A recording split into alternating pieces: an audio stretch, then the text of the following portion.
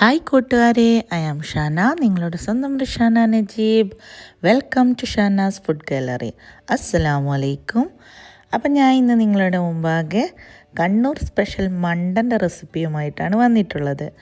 അപ്പം നിങ്ങൾ സ്കിപ്പ് ചെയ്യാതെ ഫുൾ വീഡിയോ കാണുക. വീഡിയോ ഇഷ്ടമാവുകയാണെങ്കിൽ ലൈക്ക് ചെയ്യാനും ഷെയർ ചെയ്യാനും സബ്സ്ക്രൈബ് ചെയ്യാനും മറക്കരുത്. അപ്പോൾ തുടങ്ങാം. അതിന് വേണ്ടുന്ന സാധനങ്ങളാണ് ഞാനിവിടെ എടുത്തു വച്ചിരിക്കുന്നത്. അണ്ടിപ്പരിപ്പ്, മുന്തിരി, പശുനെയ്യ്, റോസ് വാട്ടർ, ഏലക്കായ, പിന്നെ കുറച്ച് പഞ്ചസാര, റവ. അപ്പോൾ ആദ്യം തന്നെ 1/2 കിലോ റവ ഞാൻ നന്നായിട്ട് വറുത്തെടുത്ത് മാറ്റി വെക്കുന്നുണ്ട്.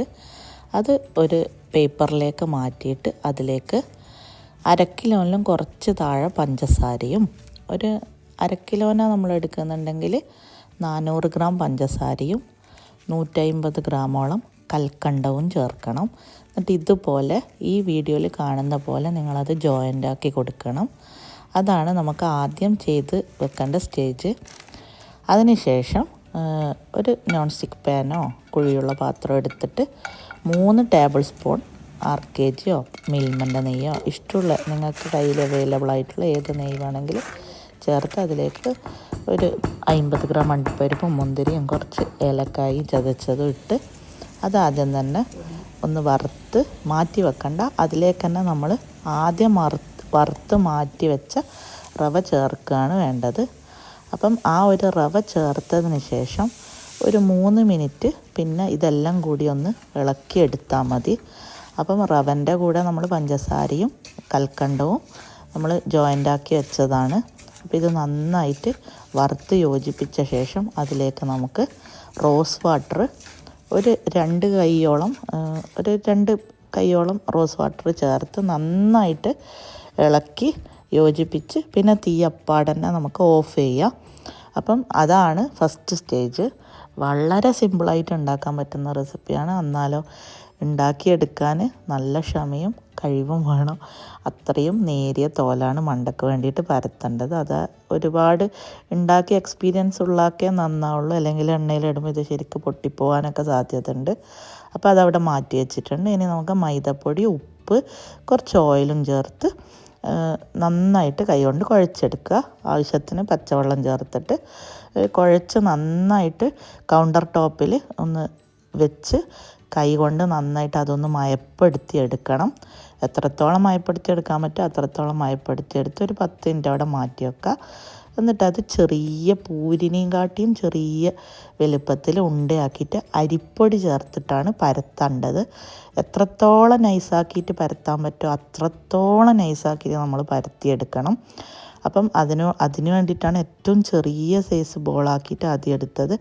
അപ്പം ഇതുപോലെ പരത്തിയതിന് ശേഷം നമുക്കിത് ഫ്രൈ പാനിലിട്ടിട്ട് ഒന്ന് ചുട്ടെടുക്കുകയാണ് വേണ്ടത്. അപ്പോൾ അതിൻ്റെ നേർമ എത്രത്തോളം ഉണ്ട് എന്നാണ് ഇപ്പം നിങ്ങൾക്ക് കാണിച്ചു തന്നത്. അപ്പോൾ അതുപോലെ ഒരു 10 ബോൾ പരത്തിയെടുത്തതിന് ശേഷം നമുക്ക് അത് ഫ്രൈ പാനിലിട്ട് ചുട്ടെടുക്കുക.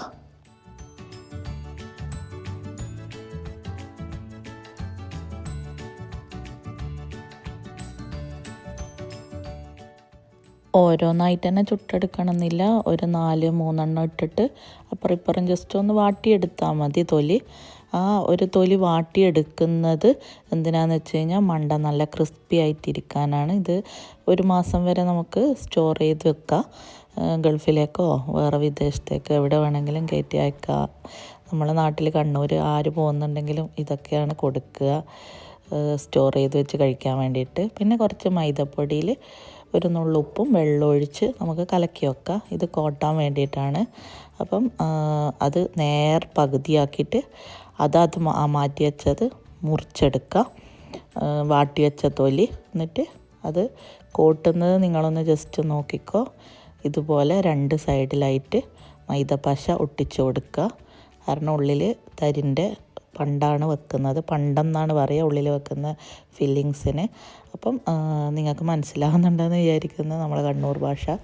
അപ്പം അതുപോലെ നന്നായിട്ട് ഫില്ലിങ്സ് ഉള്ളിലിട്ട് കൊടുത്തിട്ട് ഒട്ടും പുറത്ത് പോകാത്ത രീതിയിൽ മൈദപ്പശ വെച്ചിട്ട് അതിൻ്റെ 2 സൈഡ് ഒട്ടിച്ചു കൊടുക്കുക. എന്നിട്ട് അതുപോലെ ഫുള്ളായിട്ട് ഒട്ടിച്ച് കഴിഞ്ഞിട്ട് നമുക്ക് ചൂടുള്ള ഓയിലിൽ പൊരിച്ചെടുക്കുകയാണ് വേണ്ടത്.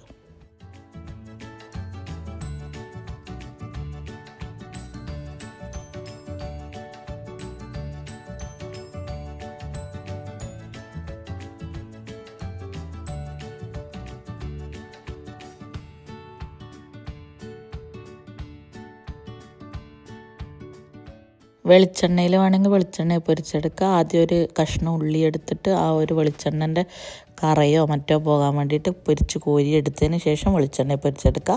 അല്ല സൺഫ്ലവർ ഓയിലാണെങ്കിൽ ഇതുപോലെ നന്നായിട്ട് ചൂടായി കഴിഞ്ഞ് കഴിഞ്ഞാൽ ഇതുപോലെ ഒരു 3-4 എണ്ണ ഇട്ടിട്ട് നമുക്ക് അരിപ്പക്കയിലോട് ജസ്റ്റ് അപ്പുറം ഇപ്പുറം മറിച്ചിട്ട് കോരിയെടുത്താൽ മതി.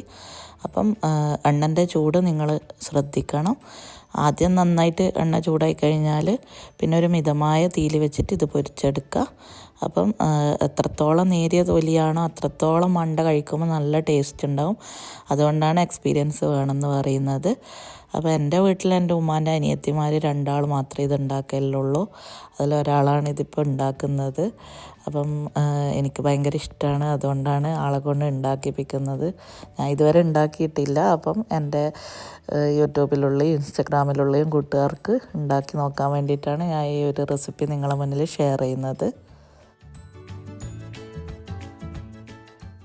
അപ്പം ഇതുപോലെ ഫുള്ളായിട്ട് പൊരിച്ചെടുത്ത് ഒരു 10 മിനിറ്റോളം ചൂടാറാൻ വെച്ച് നന്നായിട്ട് അടച്ചുറപ്പുള്ള ഒരു ബൗളിൽ സൂക്ഷിച്ച് വെച്ച് കഴിഞ്ഞാൽ നമുക്കൊരു മാസത്തോളം ഉപയോഗിക്കാം. നല്ല അടിപൊളി ടേസ്റ്റാണ്.